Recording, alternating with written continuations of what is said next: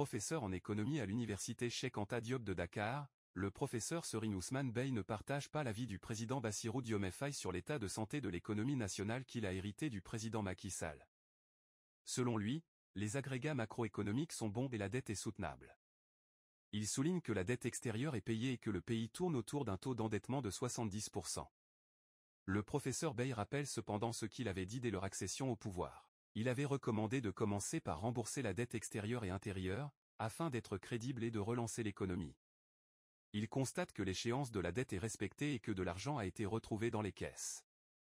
Les projections de croissance pour 2024 tournent autour de 8% selon les institutions internationales, et le budget prévu pour la même année est d'environ 7 000 milliards de francs CFA.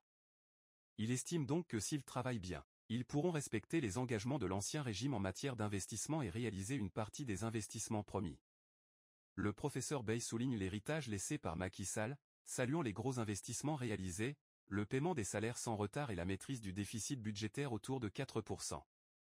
Cependant, il souligne que la dette intérieure pose problème et qu'il est nécessaire de la rembourser afin de permettre aux entrepreneurs nationaux de relancer leurs activités et de créer de la richesse et de l'emploi. Il explique que l'économie repose sur la consommation, l'investissement, les exportations, etc.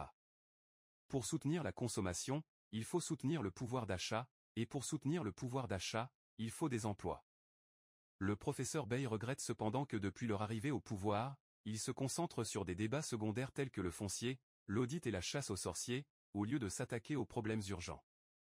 Il estime qu'ils doivent parler moins et travailler davantage. Les jeunes attendent beaucoup d'eux en termes de création d'emplois pour lutter contre l'émigration irrégulière. En conclusion, le professeur Beye conseille au gouvernement de se concentrer sur les questions économiques et d'emploi, de rembourser la dette intérieure et de travailler activement pour relancer l'économie et soutenir le pouvoir d'achat des citoyens.